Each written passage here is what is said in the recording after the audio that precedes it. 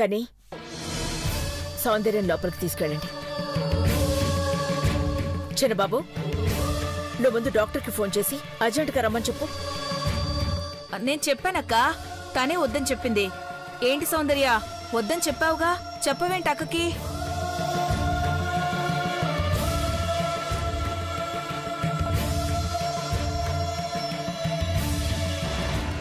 వద్దని చెప్పు. డాక్టర్ వచ్చాడు, నీ బండారం బయటపడుతుంది, అంతా తెలిసిపోతుంది. వద్దని చెప్పు.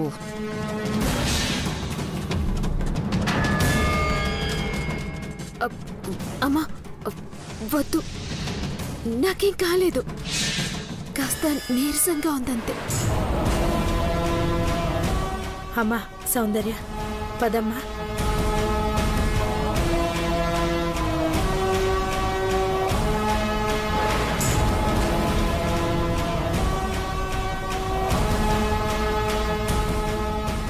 ఏంటి మామిది?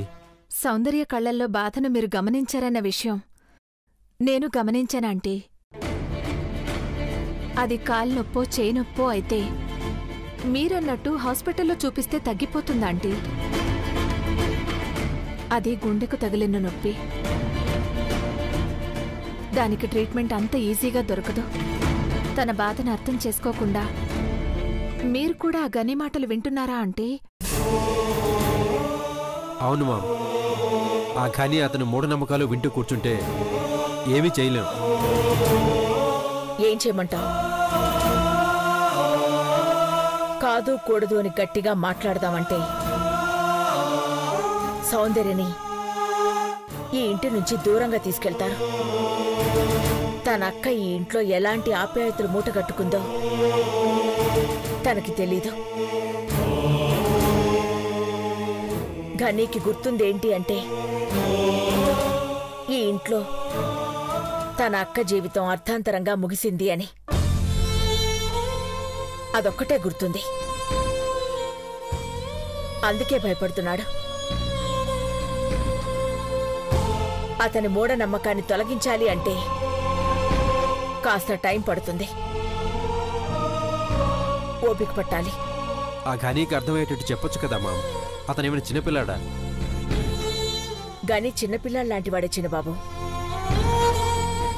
తను మనకి కనపడకుండా ఉండడం కోసం చేసే ఉద్యోగం వదిలేసి దూరంగా వెళ్ళాడు. పెద్దబాబు పార్వతిలా ఉన్న వీళ్ళిద్దరూ కలిస్తే ఎలా ఉంటుందో ఊహించుకుని భయపడుతున్నాడు. నిజంగా చిన్నపిల్లవాడే. మెల్లమెల్లగా అతని భయాన్ని దూరం చేయాలి. లేదంటే సౌందర్యని మనకి దూరం చేస్తాడు. అలా అవడానికి వీల్లేదు. మరిప్పుడు ఈ నిశ్చితార్థం ఏదీ ఆగదు. అన్నీ ఆ దైవ నిర్ణయం ప్రకారమే జరిగిపోతాయి. వాళ్ళిద్దరికీ రాసుంది, జరిగిపోతుందంతే. అతనిప్పుడు ఎక్కడున్నా రేపు ఈ ఇంటికి వస్తాడు. ఆ తర్వాత ఏం జరగాలో, ఏం జరుగుతుందో అంతా ఆ పైవాడే చూసుకుంటాడు. జరగబోయే విషయాలపై మీరంత ఖచ్చితమైన నిర్ణయం ఇచ్చినప్పుడు మేము హ్యాపీగానే ఉంటాం మ్యామ్.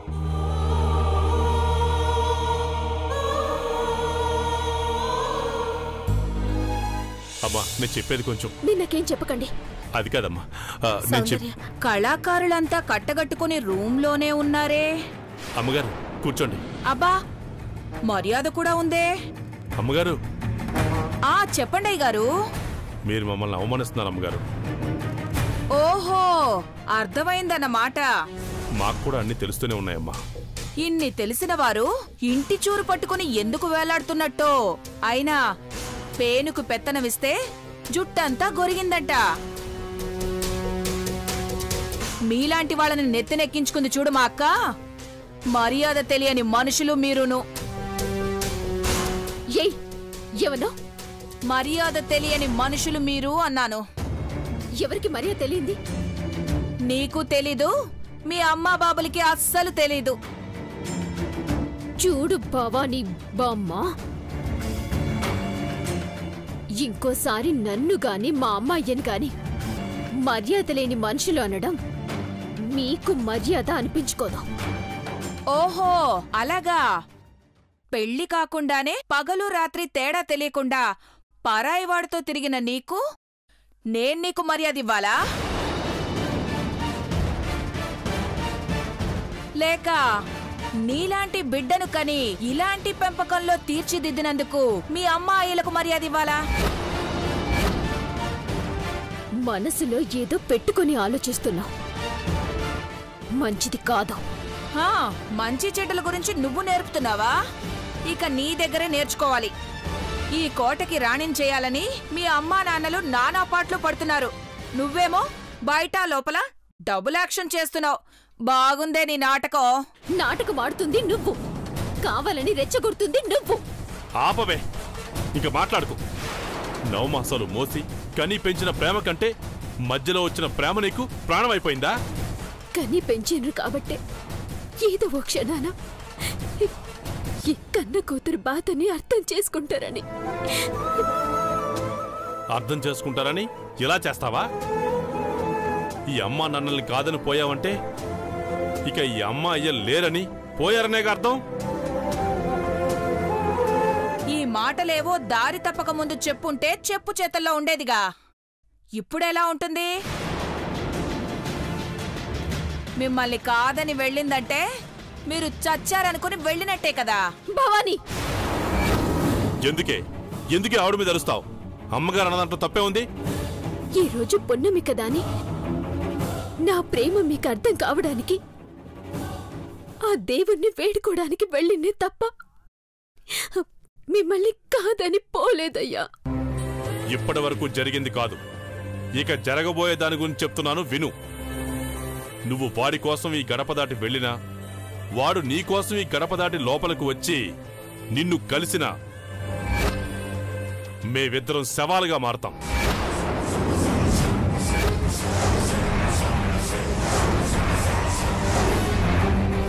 ఇంక ఎప్పుడు వాణ్ణి కలవనని మాటివ్వు.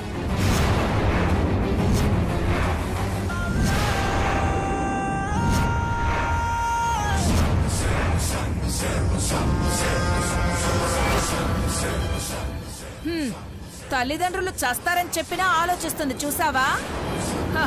అది మీ పెంపకం. అమ్మగారు,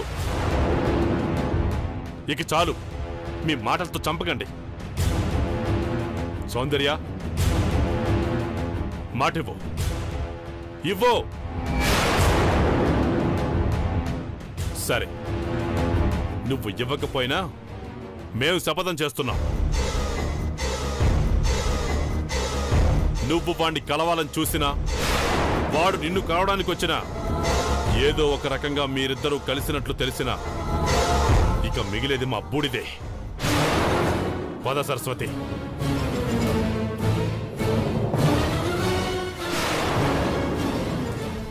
ఇది అసలైన శపథం అంటే. అటు వెళ్ళలేక ఇటు ఉండలేక నీ ప్రాణం ఎలా విలవిలా కొట్టుకుంటుందో తెలుసా? ఏంటి సౌందర్య, తేలు కుట్టిందా? వైద్యం చేయించాలా? ఓకే, నువ్వు వాణ్ణి కలవడానికి వెళ్ళావు, అక్కడ తేలు కరిచిందని గనిని పిలిచి చెప్పాననుకో. గని, సరస్సు, చెప్పొద్దు. చెప్పొద్దా? ఎందుకు? ఎందుకంటావేంటి భవానీ? ఇప్పుడు ఈ విషయం తెలిస్తే వాళ్ళిద్దరూ చచ్చిపోతారు కదా.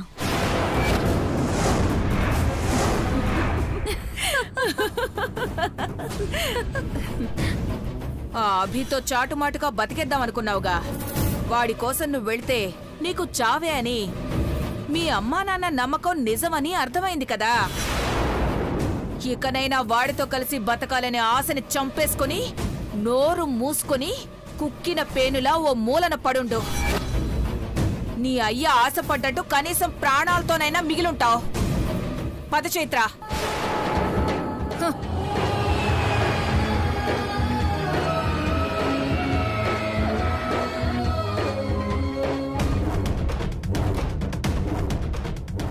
చైత్ర, తేలుకాటంటే చాలా డేంజర్. ఆ విషం రక్తంలోకెక్కి ఒళ్లంతా నల్లబడిపోయి నీరసంగా తయారై ప్రాణాలు వదులుతుంది. అప్పటి వరకు దాన్ని ఈ గది నుంచి బయటికి రాకుండా చూడాలి. అది వాడి కోసం ఎదురు చూసి చూసి చచ్చిందని అందరూ అనుకోవాలి. వావ్, నువ్వు సూపర్ భవాని. కుక్క చావు అంటే వినడమే తప్ప ఎప్పుడు చూడలేదు. ఇప్పుడు చూపిస్తున్నావు.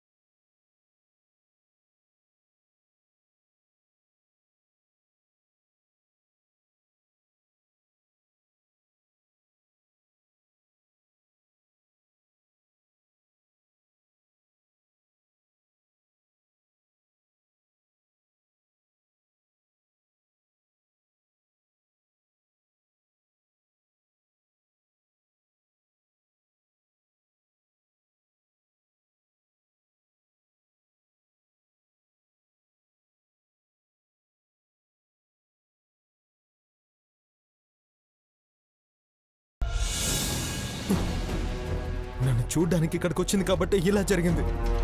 తేలు కరవడానికి కారణం నేనే. రే అభి, ఇప్పుడు ఏమైందన్రా? ఏమైందని మెల్లిగా అడుగుతావేంట్రా? తేలు కుట్టిన సౌందర్యను ట్రీట్మెంట్ చేయించకుండానే తీసుకెళ్ళింది.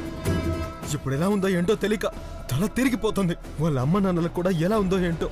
రే, నువ్వు టెన్షన్ పడకరా, అంత మంచిగానే జరుగుంటుంది.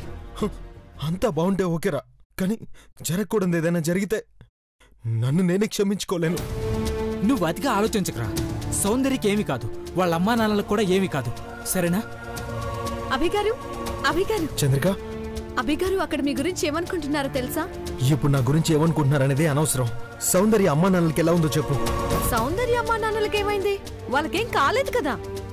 ఏం కాలేదా? మరి సౌందర్యకి ఇప్పుడు ఎలా ఉంది? సౌందర్యకి ఎలా ఉండేది ఏంటి? సూర్య గారు ఏం మాట్లాడుతున్నారు? సౌందర్యకి అసలు ఏమైంది? సౌందర్య లేకపోవడంతో నన్ను నానా మాటలు అన్నారు. నన్ను మాటలన్నందుకు నేను బాధపడ్డా. మళ్ళీ మీ గురించి మాట్లాడిన మాటలు విన్న తర్వాత చాలా చాలా ఆనందం వేసింది. సౌందర్య చేసిందే కరెక్ట్ అంటున్నారు.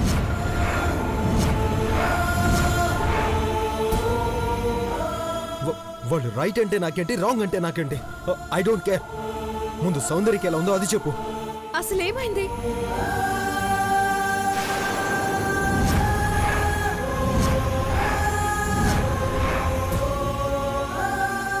సౌందర్యకి ఏమైంది? సౌందర్యకి తేలు కొట్టింది. నా వల్లే తేలు కొట్టింది. హాస్పిటల్ కూడా తీసుకెళ్ళనీయకుండా వాళ్ళ అమ్మా నాన్నలు చచ్చిపోతున్నారంటూ చెప్పి తీసుకెళ్ళిందా భవానీ? అబద్ధం.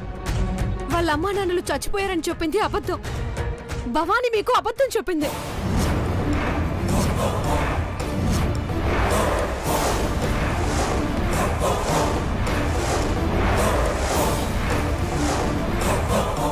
అబద్ధమా? తేలుకి కొండలో విషం ఉంటుంది, పాముకి కూరల్లో విషం ఉంటుంది, కానీ ఈ భావానికి ఒళ్ళంతా విషమే. కక్కిస్తా, అంతా కక్కిస్తా. అభిగారు, ఇప్పుడే వెళ్ళండి, తొందరగా వెళ్ళండి. భవానీ ఆటలు ఇక సాగవు. ఎందుకంటే అఖిలాండేశ్వరి గారి మిమ్మల్ని ఇద్దరిని కలపాలనుకుంటున్నట్టుగా చెప్పింది. స్వయంగా తనే చెప్పారు కాబట్టి మీరు వెళ్ళండి. ఇంకేమాత్రం ఆలస్యం చేయకుండా వెళ్ళండి.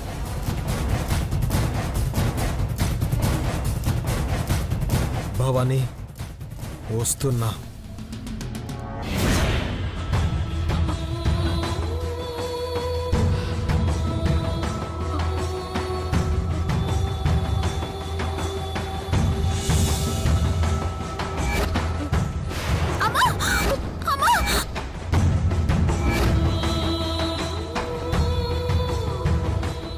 ఈ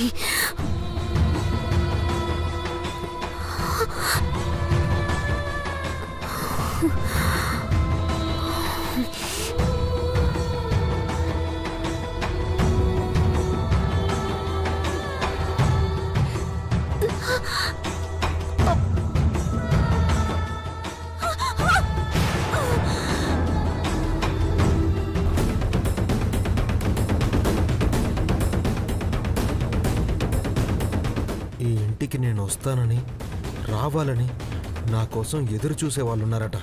నాకు ఈ ఇంటికి ఈ ఇంట్లో వాళ్ళకి ఎలాంటి సంబంధమూ లేదు. నేను కేవలం నా సౌందర్య కోసం మాత్రమే ఇక్కడికి వచ్చాను.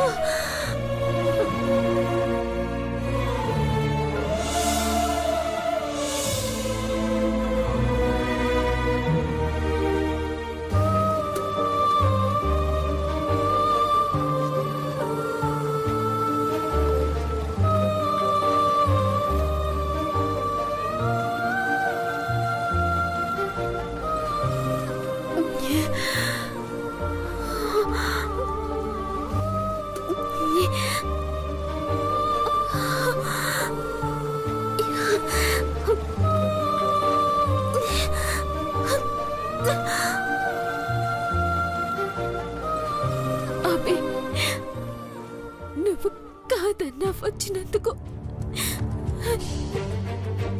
నా ప్రాణాలు పోయే ప్రమాదంలో ఇరుక్కున్నా.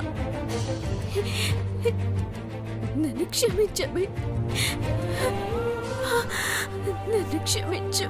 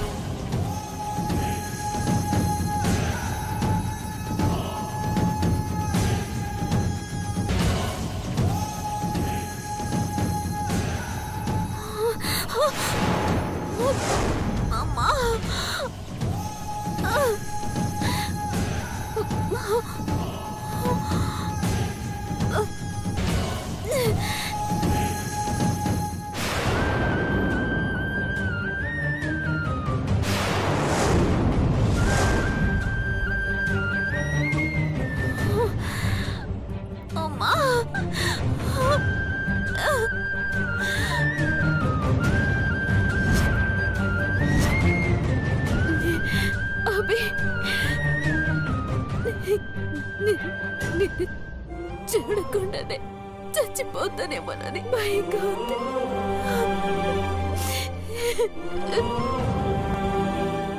అమ్మా, మీ మాటలు కాదనలేక, మీ మాటలు అవడనలేకపోవడంతో నేనెవరికి దగ్గర కాలేకపోతున్నా. నేనిట్లనే వెళ్ళిపోతానేమో అమ్మా.